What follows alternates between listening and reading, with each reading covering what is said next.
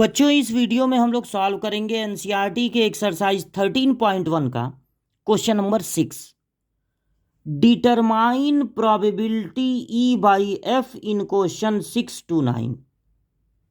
अब probability E by F, देखिए ये जो एक्सरसाइज है 13.1 वो हमको सिखाना चाहती है कंडीशनल प्रोबेबिलिटी। कंडीशनल प्रोबेबिलिटी का मतलब होता है जैसे आपसे कहा जाए प्रोबेबिलिटी ए बाई बी, तो एक इवेंट, एक घटना ए है और एक इवेंट बी है। प्रोबेबिलिटी ए बाई बी का मतलब होगा बी तो हो ही रहा है, उसके साथ ए भी हो, इस बात की प्रोबेबिलिटी। जैसे आप एक एग्जाम्पल के रूप में लें, अगर हमने डाई रोल किया, मान लीजिए एक डाई रोल किए लूडो का पासा, तो 1 2 3 4 5 6 इसी में से कुछ आएगा। अब अगर हमने दे दिया कि हमको पता है इवन नंबर आया है, तो इस बात की प्रोबेबिलिटी पता लगाओ कि वो नंबर 3 से बड़ा है।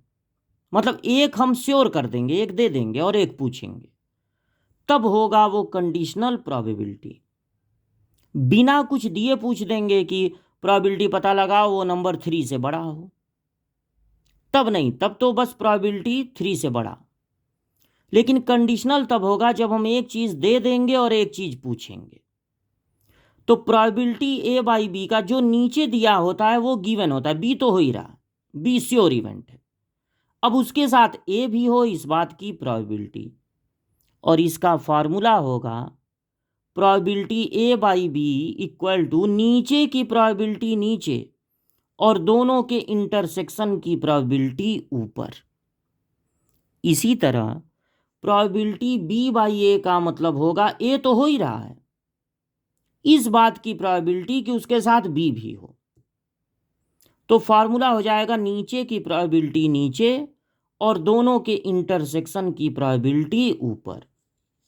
तो यहां पर प्रोबेबिलिटी ई बाई एफ पूछा गया है, जिसका मतलब होगा, देखिए प्रोबेबिलिटी ई बाई एफ का मतलब हो गया एफ तो हो ही रहा है, अब इस बात की प्रोबेबिलिटी की ई भी हो।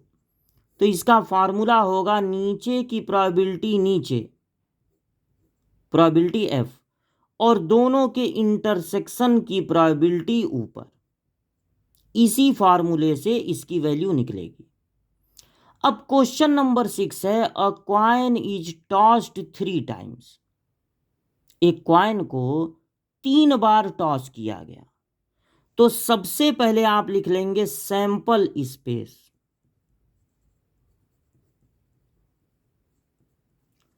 अगर हम क्वाइन को 3 बार टॉस करेंगे तो टोटल कितने आउटकम्स मिल सकते हैं। देखिए, अगर क्वाइन को 3 बार टॉस किया गया है तो ऐसा लिखिए कि मतलब कोई मिसिंग ना हो। आप ऐसा कीजिए कि पहले लिख दीजिए 3 हेड आया, फिर 2 हेड आया, फिर 1 हेड आया, फिर 0 हेड आया, ऐसे सीक्वेंस में चलिए। तो 3 हेड अगर आया तो हेड हेड हेड, और अगर 2 हेड आया तो 2 हेड और 1 टेल। अब इस टेल को यहां पे रन कराइए, टेल को यहां कर दीजिए तो हेड टेल हेड, फिर इस टेल को यहां कर दीजिए टेल हेड हेड, मतलब 2 हेड वाले 3 होंगे, फिर ये हो गया, ये होगा। अब 1 हेड वाला भी 3 होगा, देखिए हेड टेल टेल। अब इस हेड को यहां बीच में कर दीजिए तो टेल हेड टेल, फिर इस हेड को सबसे किनारे कर दीजिए, रन करा दीजिए टेल टेल हेड। तो 1 हेड वाले भी 3 होंगे, अब फिर 0 हेड का मतलब हेड आए ही ना। तो इस तरह से आपको टोटल सैंपल स्पेस में 8 इवेंट मिलेंगे, 1 2 3 4 5 6 7 8 एलिमेंट मिलेंगे, इवेंट नहीं एलिमेंट मिलेंगे। अब पहले क्वेश्चन में इवेंट ई क्या है, इवेंट ई है हेड ऑन थर्ड टॉस। तो इस सैंपल स्पेस में से उनको लिखिए जिसमें थर्ड टॉस पे हेड आया हो। इसमें भी थर्ड टॉस पे हेड है, इसमें नहीं, इसमें है। थर्ड टॉस पे head, head on third toss. फिर और आगे बढ़िए, देखिए इसमें भी है टेल हेड हेड, और कुछ और इसमें है, देखिए टेल टेल हेड। यानी ये 4 हो गए इवेंट ई में, 4 एलिमेंट। और एफ क्या है? एफ है हेड ऑन फर्स्ट 2 टॉस। तो इसको कोई भी इवेंट जब आप लिखेंगे तो उसको सैंपल स्पेस में से लिखेंगे। ये नहीं कि ई लिखे हैं तो ई में से देख के अब लिखना है, नहीं नहीं, सैंपल स्पेस में से लिखना है। तो हेड ऑन फर्स्ट 2 टॉस, पहले 2 टॉस पे हेड आया हो, ऐसा इसमें भी है और इसमें भी है। सेकंड वाले में पहले 2 टॉस पे हेड, और देखिए इसमें पहले 2 टॉस पे हेड है, नहीं है। यहाँ टेल आ गया है, पहले 2 टॉस को बस देखना है, अब नहीं है। तो बस यही 2 ठो हैं। अब आपको लिखना होगा दोनों का इंटरसेक्शन। तो इंटरसेक्शन में कौन कौन मिल रहे हैं? ये तीनों हेड वाले, और बाकी कुछ नहीं मिल रहा है, एक ही एलिमेंट है इंटरसेक्शन में। अब प्रोबेबिलिटी ई बाई एफ का मतलब हो जाएगा नीचे की प्रोबेबिलिटी नीचे और दोनों के इंटरसेक्शन की प्रोबेबिलिटी ऊपर। इंटरसेक्शन में कितने एलिमेंट हैं? बस एक है। तो प्रोबेबिलिटी निकालने के लिए टोटल से डिवाइड कर देंगे। और एफ में कितने एलिमेंट हैं? 2 हैं। प्रोबेबिलिटी निकालने के लिए टोटल नंबर ऑफ आउटकम से डिवाइड कर देंगे। 8 कैंसिल हो गया, बच गया 1/2। पहला पार्ट का आंसर हो गया 1/2। अब दूसरा क्वेश्चन है, सेकंड क्वेश्चन है, उसमें ई है एट लीस्ट कम से कम 2 हेड हो। तो अगर कम से कम है 2 हेड, तो 2 हेड वाला भी लिखेंगे और 3 हेड वाला भी लिखेंगे।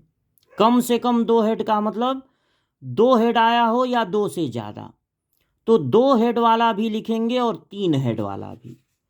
तो 3 हेड वाला भी लिखना है, हेड हेड हेड, और 2 हेड वाला भी लिखना है। तो हेड हेड टेल, फिर टेल को यहाँ कर दीजिए हेड टेल हेड, फिर टेल को यहाँ कर दीजिए टेल हेड हेड। ये हो गया at least 2 head. At most, F क्या है? एटमोस्ट 2 हेड, ज़्यादा से ज़्यादा 2 हेड हो। तो देखिए एटमोस्ट वाला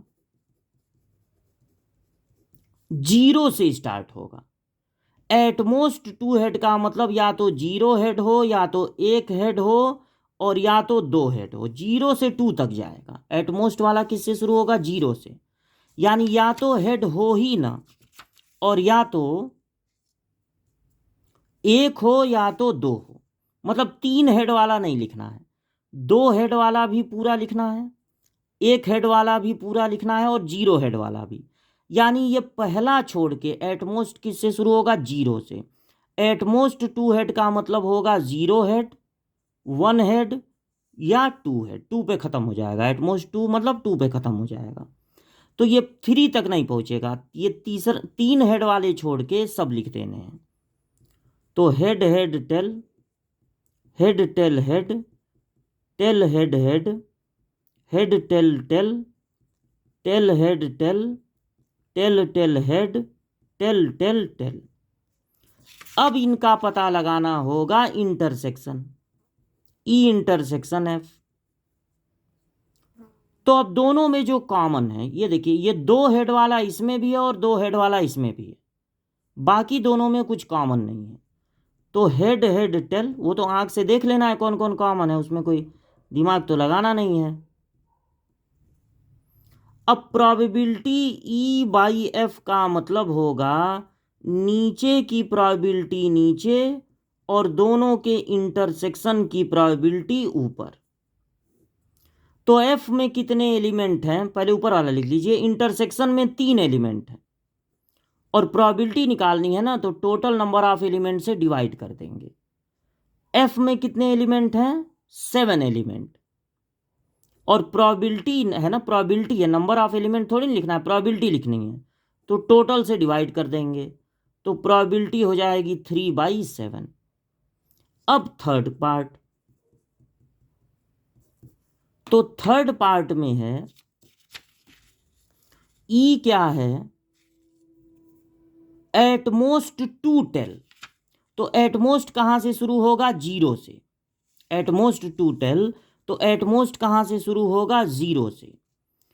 तो टेल है, जीरो टेल वाला भी लिखेंगे, वन टेल वाला भी लिखेंगे और टू टेल वाला भी, क्योंकि एटमोस्ट टू टेल का मतलब हो गया, एटमोस्ट टू टेल का मतलब हो गया जीरो से लगाए दो टेल तक।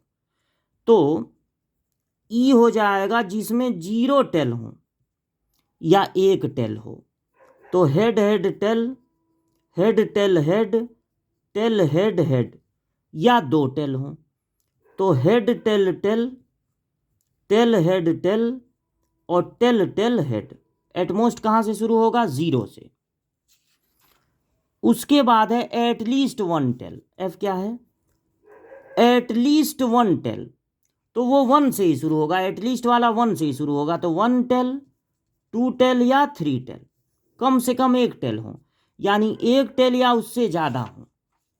तो एक टेल वाला भी लिखेंगे, ये पहला वाला नहीं लिखेंगे, एक टेल या दो टेल या तीन टेल, क्योंकि एटलीस्ट वन टेल, एक टेल हो या एक से ज़्यादा हो। तो ये पहला वाला छोड़ के सब यानी यही पूरा लिख देंगे, H S T, H T H, T H H, H T T, T H T, T T H, T T T. At least one का मतलब है वन से ही शुरू होगा, वन टू थ्री। और एटमोस्ट का मतलब जीरो से शुरू होगा, जीरो से टू तक। टू टेल है ना, जीरो से, जीरो टेल वाला भी जिसमें टेल हो ही ना, या वन टेल या टू टेल। अब इसमें निकालेंगे ई इंटरसेक्शन एफ, तो जो दोनों में कॉमन है। तो देखिए इसमें एच एच एच है, इसमें नहीं है, एच एच टी, ये जो तीन हैं वो सब इसमें दिख रहे हैं और ये जो तीन हैं वो भी दिख रहे हैं। तो इनमें कॉमन हो जाएगा H H T, H T H, T H H, H T T, T H T और टी टी एच भी, टी टी एच भी। यानी 1 2 3 4 5 6, 6 कॉमन है। तो प्रोबेबिलिटी ई बाई एफ का मतलब होगा इंटरसेक्शन की प्रोबेबिलिटी ऊपर और नीचे की प्रोबेबिलिटी नीचे। तो इंटरसेक्शन में कितने एलिमेंट आए थे, 6, तो प्रोबेबिलिटी हो जाएगा 6/8। और एफ में कितने एलिमेंट हैं, 7, तो ये हो जाएगा 7/, बस काउंट कर लेना है, 7/8, 8 कैंसिल हो गया और आंसर हो गया 6/7। तो ये 6th क्वेश्चन में 3 पार्ट थे, तीनों सॉल्व कर लिए गए।